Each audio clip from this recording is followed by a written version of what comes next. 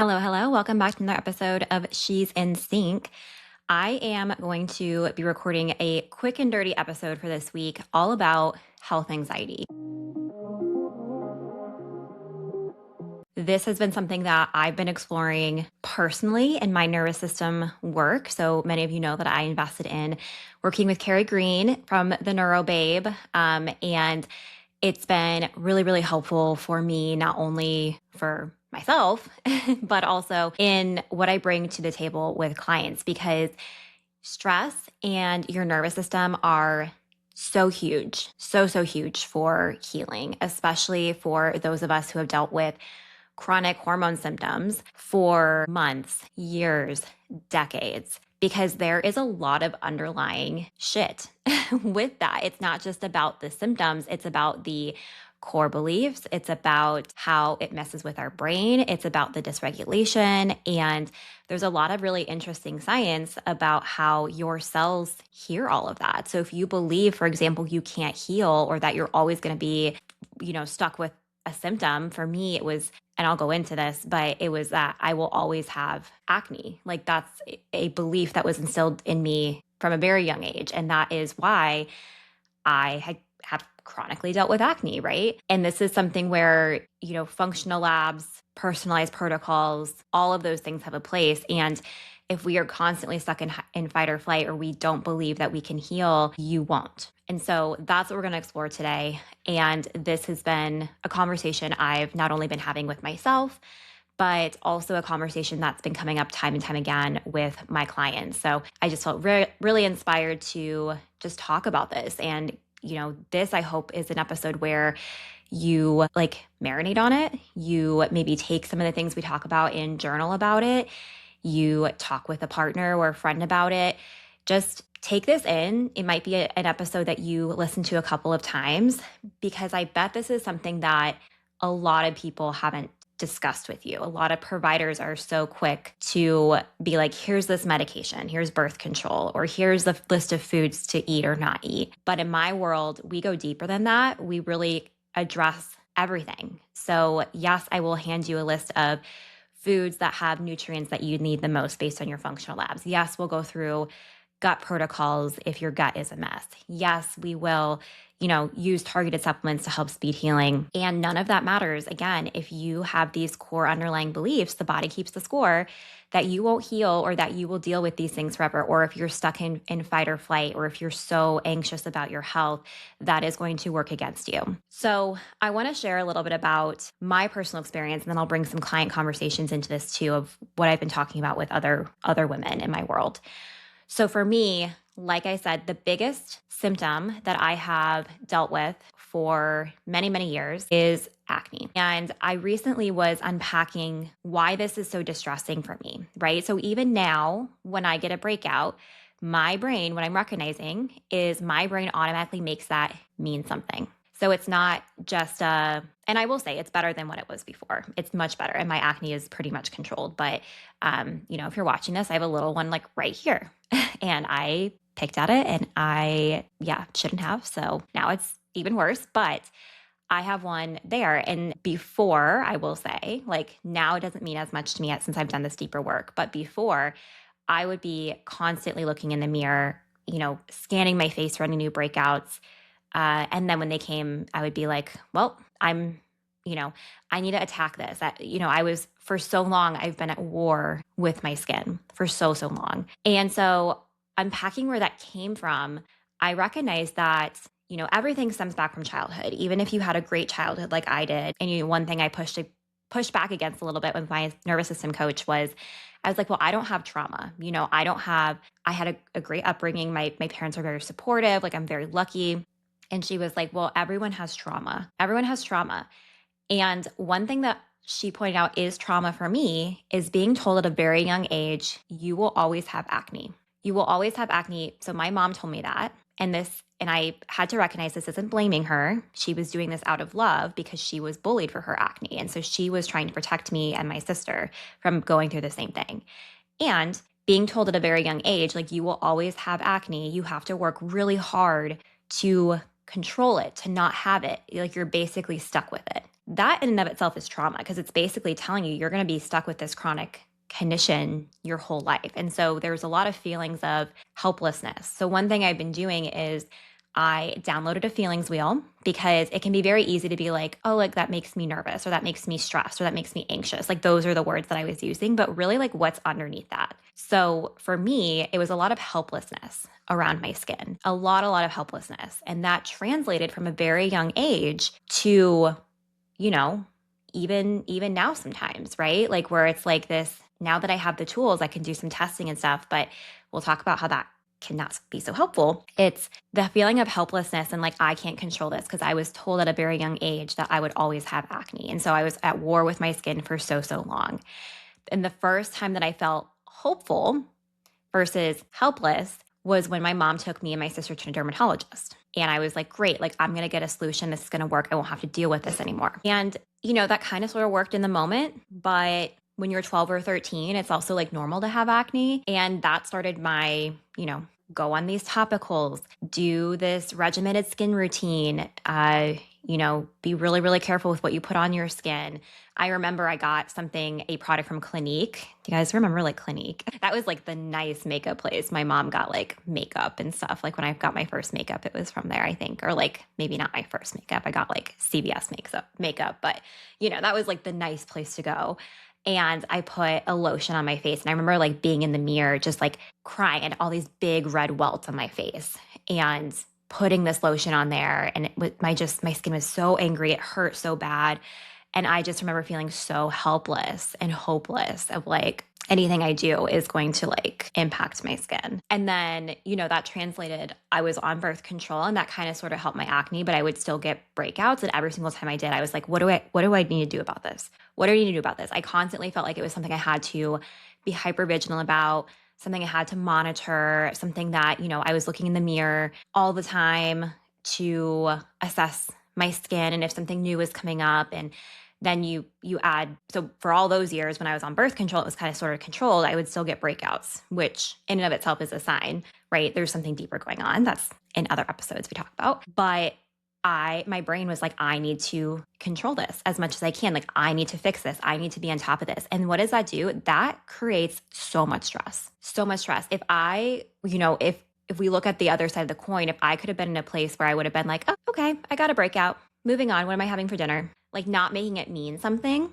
that would have been a whole other experience. That would have lifted like 10 million pounds off of me. But instead I made it mean something. And then that translated to when I got off birth control, right? Like that's when my acne it flared really bad for 4 years. And for 4 years, I spent over $10,000 trying to fix it. I did all these programs and elimination diets and supplements and you name it, I did it. Facials, I was constantly in tears around my skin. Like there was rarely a night where I wasn't like crying about it. And that in and of itself, like that's such a stressor. And I truly did not think, I got to this point where I was like, well, my skin isn't, I'm just going to deal with this until I hit menopause or like maybe forever, and it wasn't until I found functional testing that really got better because I finally had answers. So that was a game changer for me because I finally had answers. I had H. pylori. I had low minerals.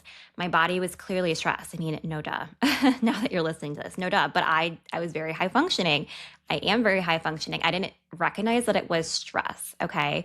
Because I perceive stress as like you can't function, right? And I worked in mental health. So I saw like a lot of severe anxiety, depression. So I think I subconsciously like compared. I was like, well, I'm not like that. I can get out of bed. I can do the things like I don't let these things affect my life, but really your body like holds on to those things. So like me staring at my face in the mirror, crying every night, like that's stress. Me being told you have this condition that you're going to be stuck with for the rest of your life and you have to try really hard. That's trauma, right?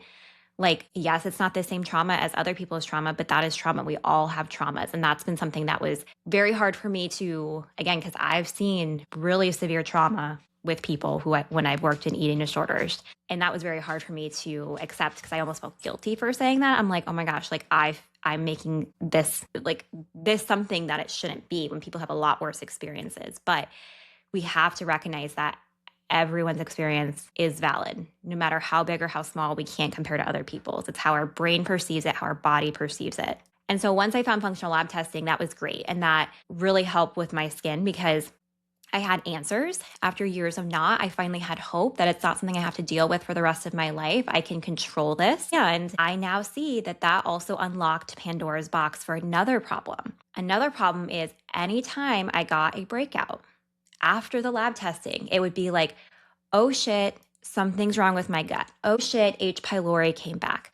Oh shit, I need to do some testing. And I just would always go back to the testing because that was my solution. That worked. That gave me answers. After, again, decades of having acne and basically being like, this is all, you just have to guess and figure it out. I now had a solution. So I would go back to that. The problem I found, and this is a recent revelation, but the problem I found with that is that, again, it was still in my brain that was basically saying, I can't trust my body. I have to constantly control this. I have to constantly do testing. I have to constantly, and that's where I'm finding that this has been really interesting to bring forth with my clients, because I truly believe like you need functional testing to get answers. I will die on that hill. And we have to also build trust with our body and not just continue to outsource, because that is subconsciously telling our brain that we cannot heal, that we cannot trust our body unless we are very diligent, unless we, are very much in control. And so how this has come up with clients is I was talking to a client about this yesterday who we just started working together. And she started in my accelerator program. We ran some labs and then we were like, hey, we have some pretty significant imbalances. I would recommend, investing in VIP and upgrading to VIP. And so she did. She's a great client. She's very invested in feeling better.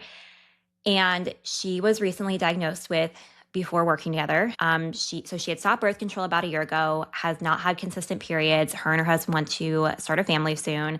So that's very distressing for her. And then she recently found out that she has type 1 diabetes. And so that in and of itself has been a stressor for her. And so she was, a lot of verbiage around type of diabetes is like, avoid carbs. And actually, I will say her team did say they're like, you need carbs, but like keep it around here for insulin dosage or like to prevent needing X amount of insulin or whatever. So what happened was that actually made her restrict carbs. And so the first thing we talked about when I assessed her, I was like, girlfriend, you're not eating enough carbs. This is why your period is MIA. Because there's research showing, and I see this time and time again with missing periods, if you are not eating enough, especially carbs and fats, you are going to lose your period because it does not feel safe to house a baby. Doctors don't talk about that. OBGYNs don't talk about that. And so before coming to me, she had all these appointments with doctors, basically,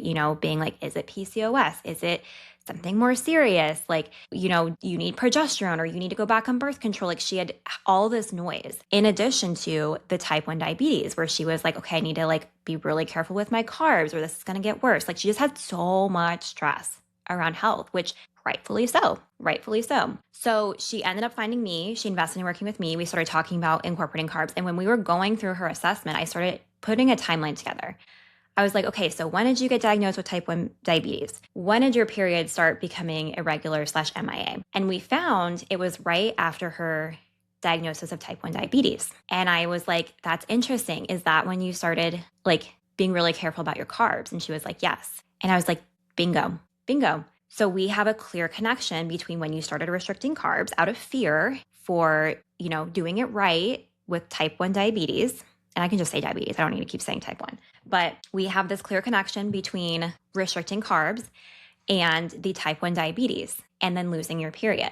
And then also irritability. Her acne got worse and worse. Like she just didn't have enough nutrition. And so we started incorporating more carbohydrates. Okay. And she's been working on that. So we met yesterday for our second session and we were chatting about that. And we did some more education around what a carb serving is, all that, because we started noticing she was still restricting carbs inadvertently. She just wasn't even aware of it. For example, she was doing like 0 sugar yogurt. That does not have any carbs in it. So I was like, let's switch to regular yogurt and like, let's put some berries in it. You need carbs, especially with your goals of clearing your acne, getting your period back, having a better mood. And one thing she was telling me was she put in her check-in sheet, she was like, which I send clients so I, can prep, see what's going well, what's not going well, what questions they have so we can use our time efficiently. She said that she really needed support with her mental health and her stress levels. And so I started digging into that and I was like, where's the stress coming from? And she was just kind of sharing, she couldn't really pinpoint exactly what it was, but she was like, I just think it's a culmination of like everything that's been happening over the past several months. And so I had asked her, have at this point, like, what are your thoughts on like bringing a therapist on board to like help process that and chat through that? And there was some resistance there. So I dug into that and I was like, what's the resistance with that? Is there this like preconceived notion of like, what going to therapy means? Or was that maybe looked down upon in your family? Or like, what is that?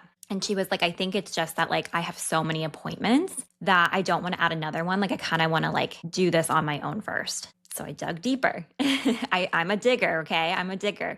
Not just with the labs and the root causes, but like with these things. That's when I always joke like I'm part therapist, part dietitian. So I dug deeper and I was like, interesting. Okay, so we're meeting once a month and then we communicate via chat. So like that's not a lot of appointments. What other appointments are you having? And she was like, well, I had, I think she said she had like a dentist appointment or something. But like, again, that's like twice a year.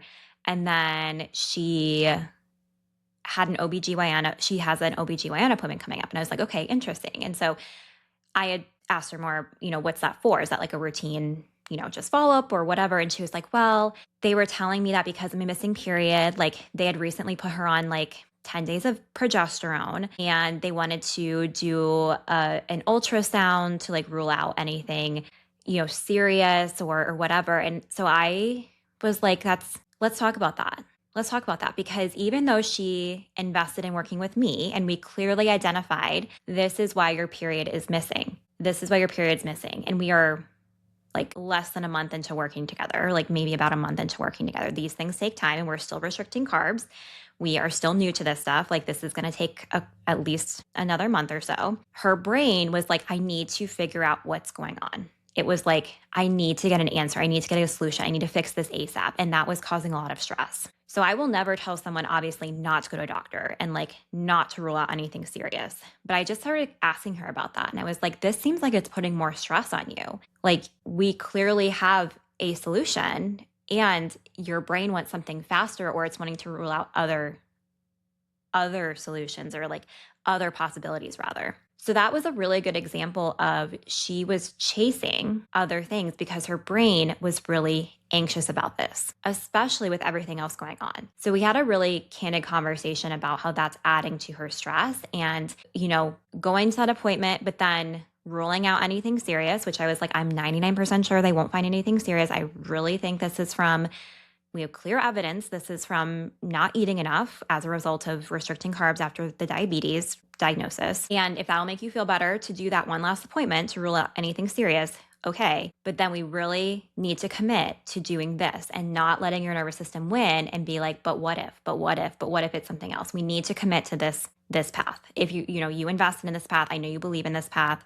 Otherwise you wouldn't have started working with me. We have clear answers. We have labs. We have the data. We need to commit to this because if we keep going boop, boop, boop, boop, going to all these different people looking for information, you're going to get conflicting information.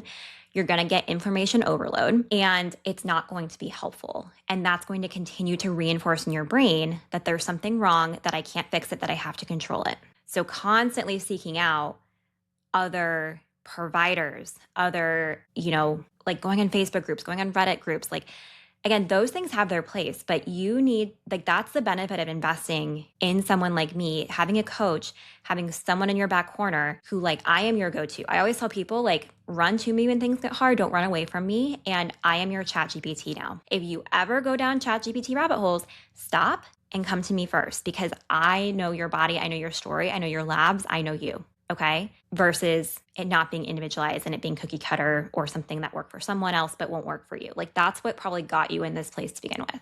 I know it did for me. That's what got me in that place. It wasn't until I got the labs, until I, stuck with one path. It took me 9 months to see progress in my skin. And now I'm in this new phase where I'm learning to trust my body, like fully, not just to rely on the lab. So it's a very delicate dance. And I'm walking this with you guys and I'm learning. And this has been such a cool experience for me investing in my own nervous system because this is something I'm bringing to client conversations now. There is another, I'm going to share one more client example of this. I have a client who I've been working with for several months, and she came to me. She was on a list of like, it had to be at least 30 to 50 supplements. And she has been on the podcast before. She was basically told, like, you have perimenopause, like, there's nothing you can do about it.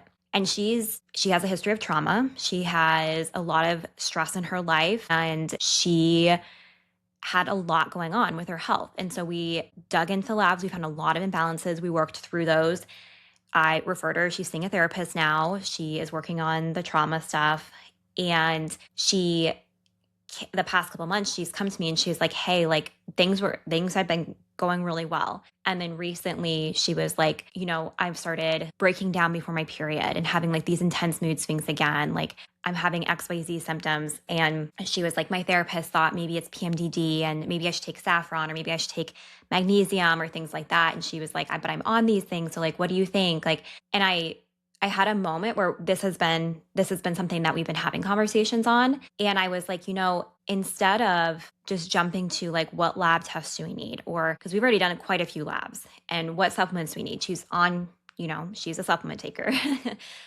So she's on some more supplements than I typically put people on because she is like game for that and like wants to do that. And so I was like, I think at this point, this is more of your nervous system. And knowing that you've been under a significant amount of stress with some family stuff that's been going on and work stuff and everything like that, that's what we need to target. Like, it's not another lab test. It's not another, like, what supplement do I need to take? It's truly like bringing your nervous system into safety. And it was really cool because we had that conversation, and then she actually went on a church retreat, and she had this, like, it was almost like, I don't know if this is the right word, like kismet, is that right? I don't know. But like just the timing aligned, like really cool, where she went on this church retreat and she just had these like revelations. She was like, I realized that like I have never really thought that I could heal. I never thought that I could heal.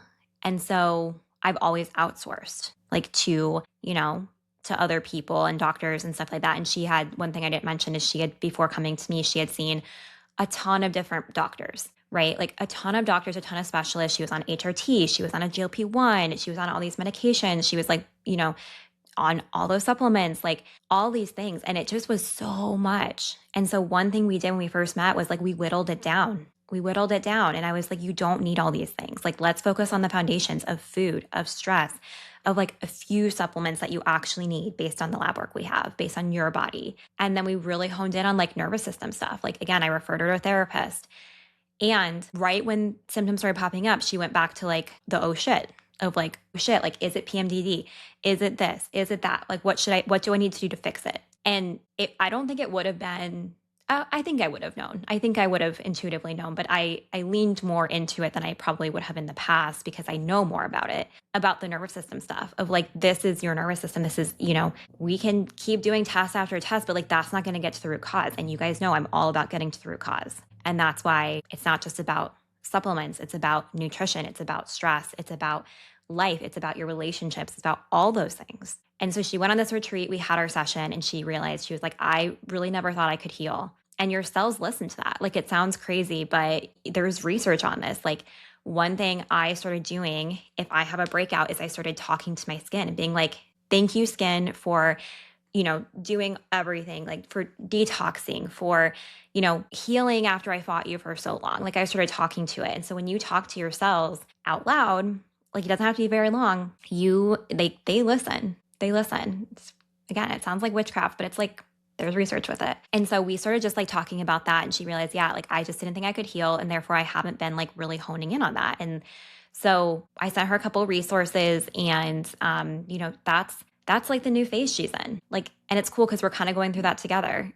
And so, and we talked about it. We've been working for so long. She's a really dear client of mine. And it was just a cool conversation. And so instead of continuing to outsource, it's really trusting your body that you can heal. And yes, labs are important. Yes, personalized protocols are important. And there's that delicate dance I talked about, that fine line of like, we can't just rely on that. We have to also believe that we can heal and build that inner trust, and also not make these symptoms mean anything. And also, I keep saying, and also, and finally, know that if something happens, it doesn't mean anything. Like, Also, we need to look at the patterns. So if you have some, your gut has been doing better, but then you suddenly have some bloating, that's okay. That's normal. Like for me, if I get a breakout, now I'm like, okay, I'm working really hard to be like, that doesn't mean anything. Doesn't mean that something's wrong with my gut again. That doesn't mean that I need to do testing. If it becomes a pattern, if it continues getting worse and worse, that can help me get some insight, or that can help you get some insight. And I do believe I will always be test versus guess.